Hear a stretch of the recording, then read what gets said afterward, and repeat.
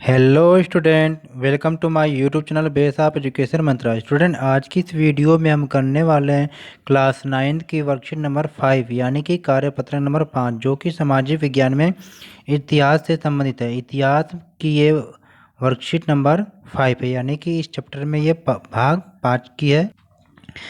इतिहास के chapter first की फ्रांसीसी क्रांति की ये 5वां भाग है। अगर इसके पहले की 4 भाग को आपने नहीं देखा तो प्लेलिस्ट में जाकर इसके चारों भाग को आप देख लीजिए, और या तो इसके डिस्क्रिप्शन बॉक्स में भी जाकर आप इसके चारों भागों को देख सकते हैं। तो चलिए हम शुरू करते हैं आज की वर्कशीट शुरू करने से पहले प्लीज़ हमारे चैनल को सब्सक्राइब करिए और इस वीडियो को अपने दोस्तों के साथ ज़्यादा से ज़्यादा लाइक और शेयर ज़रूर करें। तो चलिए हम शुरू करते हैं आज की वर्कशीट। प्यारे बच्चों, शिक्षा निदेशालय राष्ट्रीय राजधानी क्षेत्र दिल्ली की तरफ से दी गई ये कार्यपत्र नंबर 5 है, क्लास 9 का है। विषय सामाजिक विज्ञान में इतिहास, और इतिहास में पार्ट 1 फ्रांसीसी क्रांति में हम 5वां भाग करने वाले हैं। यानी कि इससे पहले इस चैप्टर की वर्कशीट का 4 भाग आ चुका है। और यहाँ पर अपना नाम लिखेंगे, यहाँ पर अपने क्लास टीचर का नाम लिखेंगे। ये जो हमारी वर्कशीट है ये 17 अप्रैल 2021 की वर्कशीट है। तो प्यारे बच्चों, चलिए हम शुरू करते हैं अपनी वर्कशीट को। 1794 से 99 के बीच की बात है, जो उदार गणतंत्र से संबंधित है। तो देखते हैं। नेशनल कन्वेंशन ने एक संविधान का निर्माण करके कार्यपालिका का उत्तरदायित्व 5 सदस्यीय निदेशक मंडल या डायरेक्टरी को सौंपा है। कार्यपालिका का उत्तरदायी मतलब जो कानूनों का पालन करवाने वाला हो। तो ये किसको, 5 सदस्य की ये क्या निदेशक मंडल को, इसका नाम क्या था, डायरेक्टरी को क्या ये सौंप दिया गया। अब नेशनल कन्वेंशन के बाद फ्रांस में डायरेक्टरी का शासन शुरू हुआ, जो 1795 से 1799 तक चला। यानी कि जब आपसे पूछा जाए डायरेक्टरी का शासन कब से कब तक चला, तो आपको बताना पड़ेगा कि 1795 से 1799 तक ये चला। आगे देखते हैं। डायरेक्टरी का यह शासन अव्यवस्थित और कठिनाइयों से भरा था। संचालक मंडल को सशस्त्र सेनाओं के नियंत्रण एवं सेनाध्यक्षों की नियुक्ति, फ्रांस की ओर से संधि करने या युद्ध करने के अधिकार प्राप्त थे।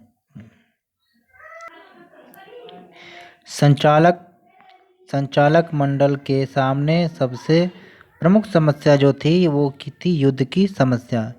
डायरेक्टरी के सदस्य जो थे वो अनुभवहीन थे, अयोग्य तथा भ्रष्ट थे। डायरेक्टरी के जो शासनकाल में तरह तरह की गड़बड़ी फैली, जैसे बेकारी बढ़ी, व्यापार ठप पड़ गया और विदेश नीति का भी कमजोर रही। ऐसे स्थिति में फ्रांस की जनता एक ऐसे नेतृत्व यानी नेता की आवश्यकता महसूस कर रही थी जो देश के अंदर और बाहर शांति स्थापित कर सके तथा विदेशी शक्तियों को भी परास्त कर सके। यानी कि जब अव्यवस्था गड़बड़ हो गई तो फ्रांस की जनता कुछ ऐसे व्यक्ति को शासन देना चाहती थी, यानी ऐसे शासक को महसूस कर रही थी जो फ्रांस के आंतरिक मामलों को सही कर सके और विदेशी मामलों में भी क्या है अपनी पकड़ मजबूत बना सके। फिर क्या हुआ, इस काल में क्या है, नेपोलियन प्रथम ने सैन्य विजयों द्वारा फ्रांस के सम्मान को स्थापित किया और अंततः डायरेक्टरी के शासन का क्या हो गया, अंत हो गया। अब उसने क्या अंत करके सत्ता पर क्या है अपना नियंत्रण स्थापित कर लिया। तो चलिए अब देखते हैं। 1799 से 1814 में पुनः क्या राजतंत्र की ओर, यानी कि जब बीच में लोकतंत्र की स्थापना हो गई थी, फिर इसके बाद क्या है 1799 से लेकर 1814 के बीच में दोबारा क्या है राजतंत्र की स्थापना हो जाती है। तो 1799 में नेपोलियन प्रथम ने डायरेक्टरी के शासन का अंत किया और फ्रांस का जो प्रथम था काउंसिल बना, और 1804 में उसने अपने को क्या है सम्राट घोषित कर लिया। यानी कि जब आपसे क्वेश्चन बनता है कि नेपोलियन फ्रांस का शासक कब बना, तो आपको ये बताना चाहिए कि 1804 ईस्वी में नेपोलियन फ्रांस का शासक बना।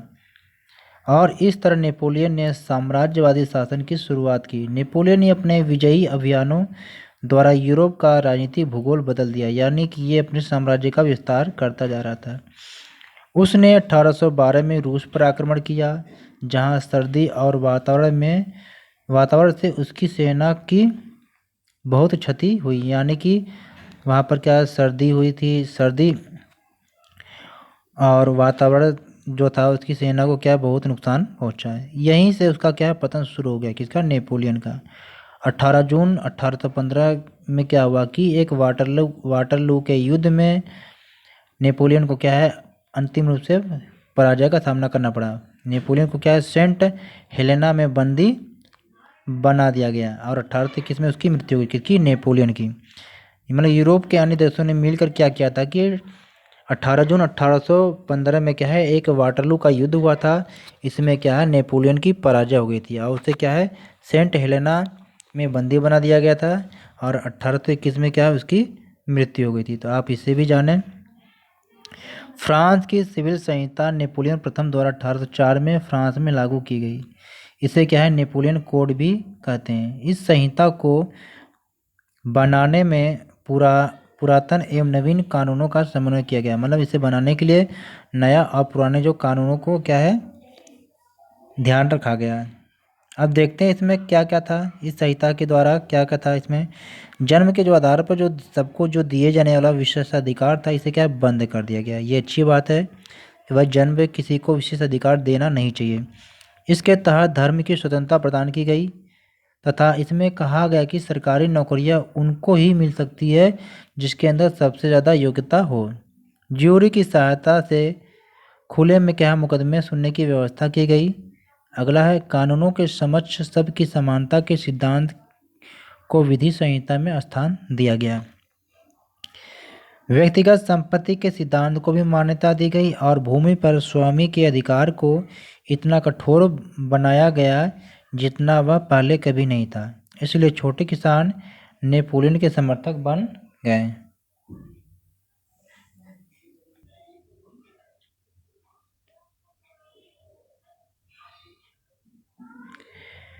आगे देखते हैं नेपोलियन प्रथम की कानून संहिता उसका अस्थायी कार्य सिद्ध हुआ। नेपोलियन ने स्वयं इस कानून संहिता के महत्व को स्वीकार करते हुए कहा था, मेरा वास्तविक गौरव मेरी 40 युद्धों की विजय में नहीं है, मेरी विधि संहिता ही ऐसी है जो कभी ना मिट सकेगी और चिरस्थायी सिद्ध होगी। तो ये थी हमारी आज की वर्कशीट। हमने इस वर्कशीट को बड़े अच्छे तरीके से समझा।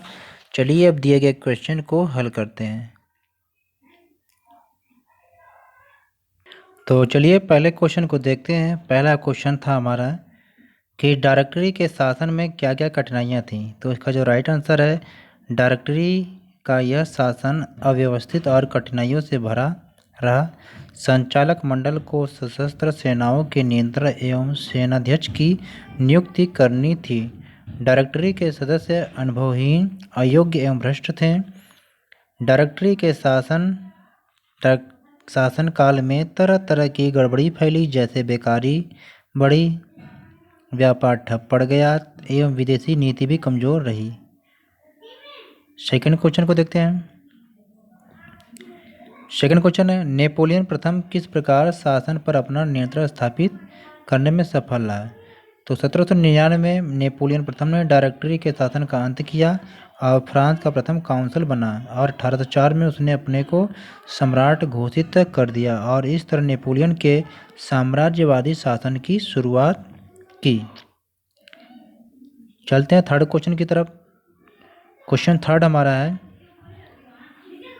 नेपोलियन संहिता का क्या महत्व है। तो उसका उत्तर है 1804 की नागरिक संहिता को ही नेपोलियन की संहिता के नाम से जाना जाता है, जिसमें जन्म पर आधारित विशेषाधिकार समाप्त कर दिए गए और उसने कानून के समक्ष बराबरी और संपत्ति के अधिकार को सुरक्षित किया।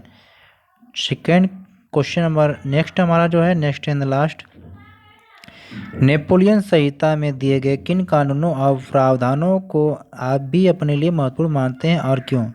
उत्तर है पहला था कि जन्म के आधार पर दिए गए विशेषाधिकार बंद कर दिया गया। सरकारी नौकरियां उनको ही मिले जो सर्वाधिक योग्य हैं। तीसरा कानून के समझ सभी व्यक्ति समान हैं। तो ये थी हमारी आज की वर्कशीट। बहुत इजी थी तो हमने इसे कंप्लीट किया। तो प्यारे बच्चों हमारे चैनल को सब्सक्राइब करिए और हमारी वीडियो को अपने दोस्तों के साथ लाइक और शेयर ज़रूर करें। तो okay, take care, goodbye बच्चों, फिर मिलते हैं एक नई वीडियो के साथ।